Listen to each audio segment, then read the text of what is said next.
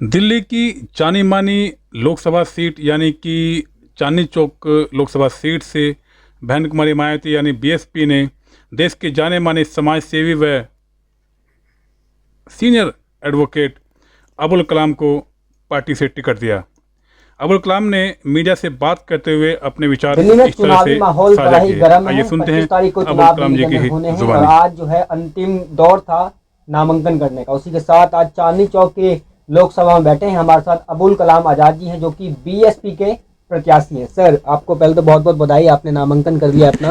और आपसे सवाल ये है कि अगर हम बात करें बीएसपी की दिल्ली के रिकॉर्ड की, सबसे अगर खराब रिकॉर्ड रहा है तो दिल्ली के अंदर रहा है। आपके चांदनी चौक में 10 विधानसभाएं आती हैं, 10 विधानसभाओं में कोई भी सीट ऐसी नहीं थी जिसमें 500 से 1000 के ऊपर वोट आपका गया हो बीएसपी पार्टी का। लोकसभा चुनाव लड़ रहे हैं, लगभग 15 लाख वोट यहाँ पर हैं। उसमें अगर 10 सीटों को मिला लेते हैं आप तो 10,000 वोट भी आपका नहीं मिल रहा है। जीतेंगे कैसे आप? ये आपको कौन बता रहा है कि 10,000 का वोट नहीं मिल रहा है? ये आपका आंकड़ा 2020 का 2020 का आंकड़ा रहा होगा। अभी आपको बता देता हूँ, मैं नामांकन करने के लिए गया था जिसमें 7 लोगों ने, मुस्लिम और लोगों ने नामांकन भरा है, जिसमें निर्दलीय भी हैं और छोटी पार्टियों से भी हैं, जो शायद घर की पार्टी बना करके कुछ लोग खड़े हैं वहां पर। जानते हो ये इसका मतलब क्या है? ये पहले कभी नहीं हुआ, कभी देखा भी नहीं होगा आपने ये इतनी तादाद में। उसकी वजह क्या है?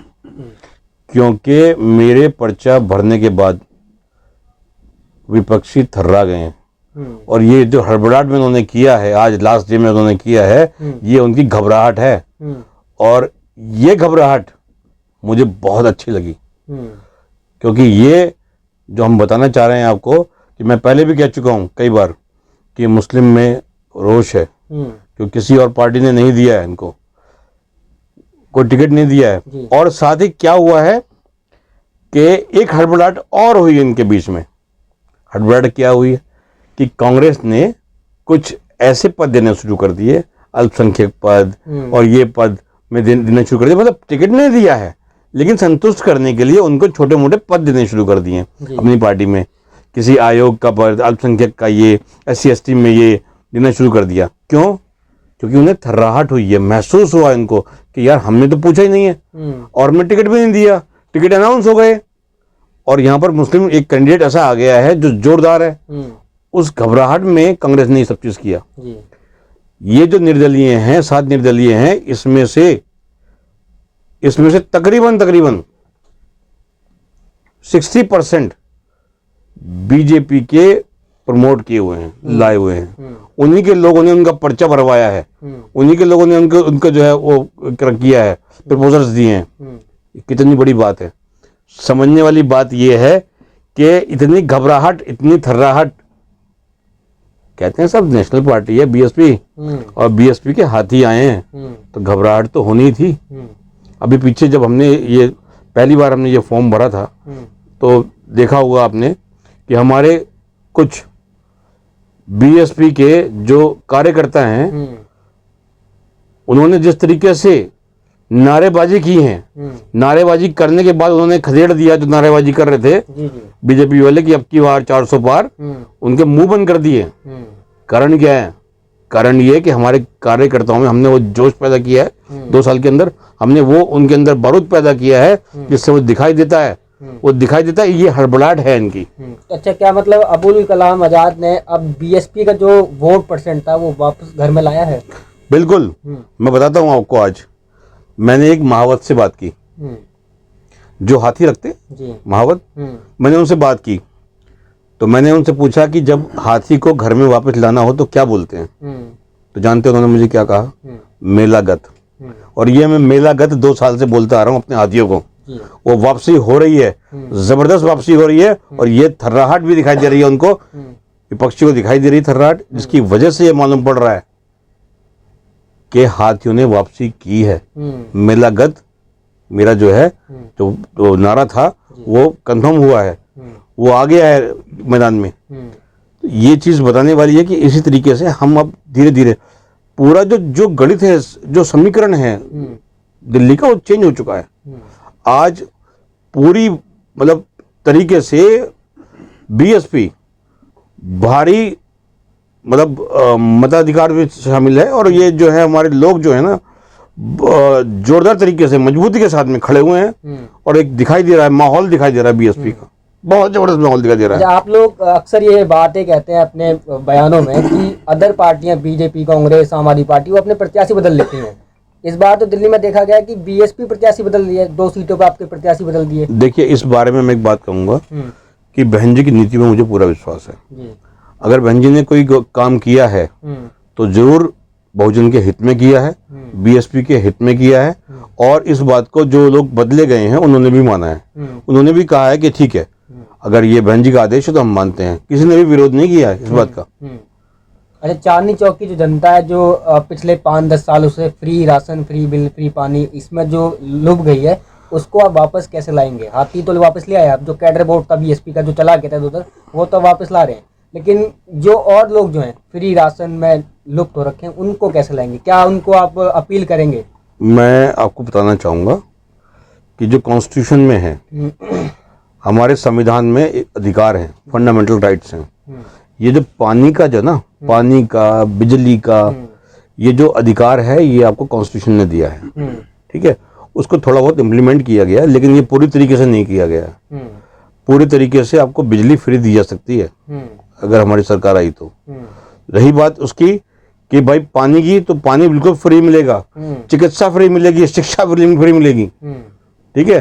कि जो धंधेबाजी की हुई है ना इन्होंने, जो हाल कर दिया सरकारी स्कूलों का, इन्होंने बुरा हाल कर दिया, वो नहीं होगा।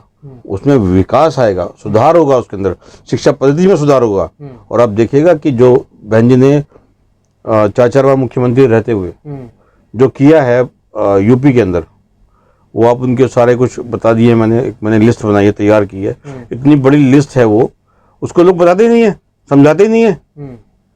बहन जी के जो कार्य हैं, अगर वही सिर्फ एक लोग आदमी पढ़ लेगा तो समझ में आ जाएगा कि बहन जी ने इतने कार्य किए, वो दिल्ली में तो आज तक हुए भी नहीं है। अच्छा, आप क्या काम करेंगे अगर जीत के आएंगे? तो ऐसे 5 काम क्या रहेंगे जिस पर जनता आपको वोट करे? सबसे पहले तो बेरोजगारी दूर करेंगे हम, शिक्षा का स्तर अच्छा करेंगे, शिक्षा में सुधार करेंगे, और शिक्षा को फ्री करेंगे, निःशुल्क करेंगे पूरी तरीके से। हम चिकित्सा का जो आज स्थिति है कि ऐसा ये मोहल्ला क्लिनिक वगैरह हैं, सब चीज़ें हैं, वहाँ पर दवाइयाँ पूरी तरीके से नहीं मिल पाती हैं। ये दवाई नहीं है, वो दवाई नहीं है, ये इंजेक्शन नहीं है, वो इंजेक्शन नहीं है, और यहाँ तक कि आप देखेंगे डॉक्टर साहब भीमराव अम्बेडकर हॉस्पिटल है, उसके अंदर भी बहुत सारी दवाइयाँ नहीं मिलती हैं, सामने वाले मेडिकल से लेनी पड़ती हैं। इस तरह की व्यवस्था करेंगे कि किसी को भी जो सुविधा मिलेगी, चिकित्सा की सुविधा मिलेगी, टेस्ट की सुविधा मिलेगी, वो बिल्कुल फ्री मिलेगी। और जो आज चल रहा है, जो आज दुर्व्यवहार चल रहा है दिल्ली के साथ में, जो दोगलापन चल रहा है, जैसे मैं चांदनी चौक की बात करूंगा, चांदनी चौक के अंदर जो सड़कें हैं वो ठीक नहीं है, पानी प्रॉपर नहीं पहुंच पा रहा है, जो बच्चे हैं वो टीन में पढ़ पा रहे हैं, बच्चे जो हैं वो टीन में पढ़ते हैं, नीचे बैठ के पढ़ते हैं, फर्श नहीं है उनके लिए, छत नहीं है, बिना छत के बच्चे पढ़ रहे हैं आज भी चांदनी चौक में। चांदनी चौक जो भारत की राजधानी है, राजधानी का दिल है ये चांदनी चौक, इसके अंदर ऐसा दोगलापन है। 5G कहाँ चलता है? जामा मस्जिद पे, आसपास कोई एटीएम नहीं है, सफाई का कोई ध्यान नहीं रखा गया है, आप देखिए सब कुछ सिमेट्रिकल नहीं है। और क्या करते हैं थानों में क्या करते हैं कि किसी के साथ कोई कंप्लेन होती है, उसको बुला लिया जाता है, या तो जेब में या जेल में, 2 ही बातें होती है। चांदनी चौक में बहुत सारे थाने ऐसे हैं जो खरीदे जाते हैं पूरे तरीके से। इस तरीके हाल किया हुआ कि लोगों को डराया धमकाया जाता है, उनसे पैसे की वसूली की जाती है। अच्छा, ये बताइए कि आप चांदनी चौक की बात कर रहे हैं कि दिल्ली का दिल है चांदनी चौक। चांदनी चौक एक ऐसा इलाका जहाँ पर ज़्यादातर बनिया ब्राह्मण लोग रहते हैं, तो उन लोगों से आप कैसे वोट लेंगे? आप वो तो बीजेपी में अक्सर जाते हैं। किसने कह दिया आपसे ज्यादातर ब्राह्मण और बनिया लोग रहते हैं? मतलब मार्केट जो आपने मार्केट थोड़ी ना चांदनी चौक है, चांदनी चौक कॉन्स्टिट्यूंसी बहुत बड़ी है। आप देखेंगे ये आजादपुर की अगर आप देख लेंगे झुग्गी क्लस्टर, तो 48,000 यहाँ पर झुग्गियाँ हैं, पता है आपको? 48,000 झुग्गी में कितने लोग रहते हैं? हमारे कितने लोग रहते हैं उसके अंदर? पूरा भरा हुआ है। और जो आप बात कर रहे हैं कि जब ये बाकी तो पॉश बात आप कर रहे हैं, तो एक कोठी के अंदर 4 लोग मिलेंगे, 2 कुत्ते मिलेंगे। कुत्ते वोट देते नहीं है, 4 लोग आते नहीं है।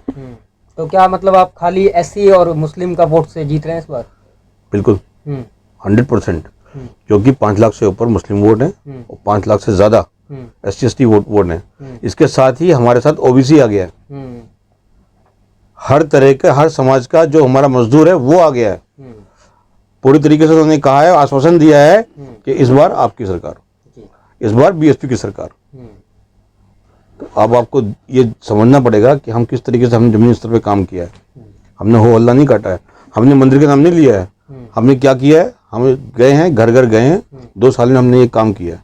ये जाने के बाद में लोगों को बताया कि आपके साथ क्या हो रहा है, क्या दिक्कतें आ रही हैं, क्या हुआ आपके साथ लॉकडाउन में, क्या हुआ बनारस में जो रेप हुआ था, जो इनके ही लोगों ने किया, क्या हुआ वहाँ पर मणिपुर में, क्या हुआ जो बहनों को दंगा नचाया गया था, क्या हुआ था कि लोग भूखे मर रहे थे कोरोना पीरियड में, क्या हुआ था लोगों को ऑक्सीजन नहीं मिल रही थी उस टाइम पे कोरोना पीरियड में, क्या हुआ था लोग बिना चप्पल के जो है जा रहे थे और उसके बाद उनको कोई सुविधा नहीं मिल रही थी, क्या हुआ था जो वैक्सीन का जहर आपके जो है शरीर में डाल दिया गया, क्या हुआ था जो वैक्सीन के लिए उन्होंने पैसा किस तरीके से भ्रष्टाचार किया, और क्या हुआ था जो उन्होंने इलेक्टोरल बॉन्ड लेकर के कहाँ कहाँ भ्रष्टाचार किया। ये सब बात समझने वाली हैं और जनता को भी मैं मैसेज देना चाहता हूँ इस बात के लिए कि अपने घर का सिलेंडर देख करके, अपने महंगाई देख करके, जो राशन आपका महंगा हो गया, तेल महंगा हो गया देख करके, जो आपके साथ ये दुर्व्यवहार हुआ है और कोरोना पीरियड में हुआ है और जो मणिपुर में हुआ है, इन सबको देख करके ही वोट दें। और संविधान की रक्षा के लिए, ये लोग कह रहे हैं ना संविधान मिटा देंगे, हम ऐसे लोगों को मिटा देंगे जो संविधान मिटाने की बात कर रहे हैं। खैर, बीएसपी के चांदनी चौक में आने से और उससे ऊपर बड़ी बात यह है कि एडवोकेट अबुल कलाम आज़ाद के लड़ने से चांदनी चौक की सीट बहुत ही अब इंटरेस्टिंग हो गई है। देखने वाली बात होगी कि कौन किसको पछाड़ेगा या कौन किसको मात देगा।